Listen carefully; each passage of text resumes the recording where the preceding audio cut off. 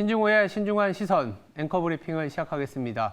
미 증시는 다우가 10일 거래일 연속 상승하는 그런 힘을 보여주고 있고 나스닥, S&P도 모두 3대 지수 모두 동반 강세를 보이고 있습니다. FOMC가 있지만 크게 부담을 느끼지는 않고 있고요.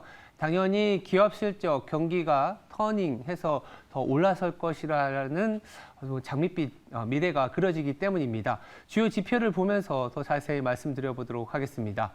지금 현재 미국에서는 이제는 리세션에 대한 논쟁이 사라지고 있는 상황입니다.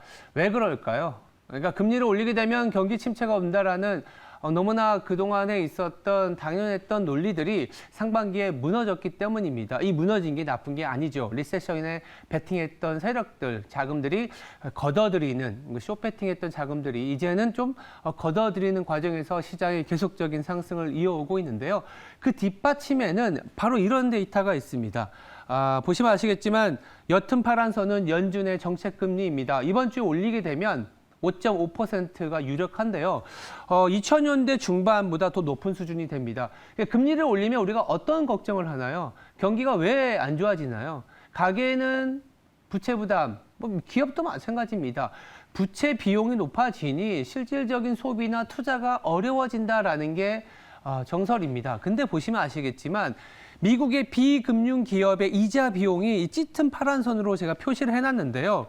예전에 IT 버블 때 그리고 금융위기 때 금리를 올렸을 때 이자 비용이 무려 IT 버블 때는 168%였습니다. 벌어들인 돈보다 더 이자 비용이 나가다 보니 파산 내지는 버블이 꺼질 수밖에 없는 현상이었는데 지금은 12%밖에 되지 않습니다.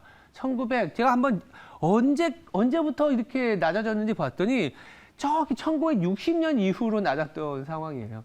그러다 보니까 명목적으로는 금리가 높아져 있기 때문에 기업들의 부채 부담이 높아진 거 아니냐 당연하겠지만 전체 미국 경제 시스템 내에서의 이자 비용의 부담은 그 어느 때보다도 낮은 상황이다.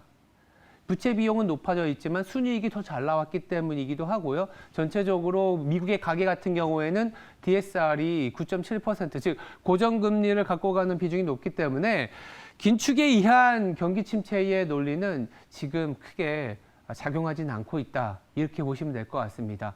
자연스럽게도 실적 발표와 이후의 성장에 대한 그림으로 넘어가는 과정인데 그러다 보니까 이 다음 차트가 그리고 국내 시장에는 굉장히 중요한 아이디어가 될 수 있다라고 보고 있습니다. 바로 오늘 화요일 미국 현지 시간으로 화요일이 끝나면 화요일 장 마감 후에 마이크로소프트와 알파벳의 실적이 발표가 됩니다. 실적 그 자체보다 이제 가이던스에 주목을 할 텐데요. 이 가이던스에서 우리가 힌트를 얻는 부분은 또 이 반도체에 어떤 영향을 줄지에 대한 고민거리 일 텐데 보시면 아시겠지만 이 빨간색으로 보이는 이 SK 하이닉스의 ASP 즉 평균 디램 가격이 반등이 나오고 있습니다. 드디어 마이크론은 조금 부진하고 삼성전자야 이제 워낙 이제 키 메이커니까 바닥을 그려 나간다라고 볼 수 있는데요. 만약 내일 우리가 새벽에 이 마이크로소프트의 AI와 관련된 가이던스가 나온다면 HBM에 대한 수요에 좀 더 방점이 찍히지 않을까.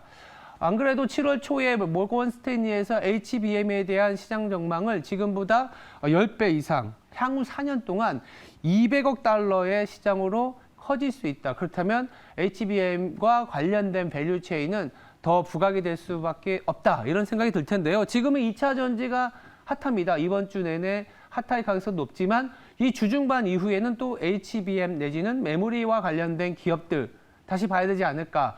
그렇다면 우리나라 시장이 지금 2,600에 잘 안착을 하고 있거든요. 2,600이 아니라 2,700으로 넘어가기 위해서는 사실 메모리 쪽이 움직여줘야 됩니다. 근데 지금 분위기는 나쁘지 않다. 이렇게 말씀을 드릴 수 있을 것 같고요. 실제로 이 DDR4 현물가 같은 경우에는 2주 연속 상승을 해주고 있습니다. 분기마다 결정해주는 고정거래 가격의 선행지표 역할을 하는데요. 지금 바닥을 다졌다, 바닥을 지나가고 있다라는 그 시각에 조금 더 무게가 실리고 있는 형국입니다. 그렇다면 우리의 대응 전략은 어떻게 되어야 될까요? 다음 차트 보면서 말씀드리도록 하겠습니다. 어제 이제 유진투자증권에서 좋은 보고서를 냈는데요. 그 중에 조금 재미있는 차트를 갖고 와봤습니다. 이 반도체 소부장이 반도체보다 최근에 좀 뭐랄까요? 우상향, 즉 반도체 같이 움직이는데 그 안에서 중소형주, 소부장이 더 치고 나가는 모습인 거죠. 2차 전지 최근 핫한데 2차 전지 내에서도 이 2차 전지 소부장이 상대 강도가 더 높아지고 있는 상황입니다. 말씀드려보자면 우리가 이제 핫한 업종들이 더 가야 시장에 가는 건 맞습니다. 근데 그 안에서도 이 주도 업종 내에서도 이 소부장, 중소형주라고 할 수 있겠죠. 밸류체인에서 실질적으로 탑라인이 개선되면 그 안에 이제 모멘텀이 발생을 할 텐데 지금 그 모멘텀에 좀 주목하고 있는 게 현재 시장이다. 그렇다면 지금 2차 전지와 관련된 밸류체인 지난주 중반부터인가요? 그 일주일 내내 좀 관심이 높아졌는데 이번 주에는 아마도 마이크로소프트 실적이 발표되고 공교롭게 또 SK하이닉스와 삼성전자 실적이 발표될 때는 빅테크 그리고 칩 메이커의 관심도 높아질 수 있겠지만 그 안에서 중소형주, 반도체 소부장도 관심을 가져볼 타임이 되지 않았나라는 측면에서 아마 이 차트 가져와 봤습니다.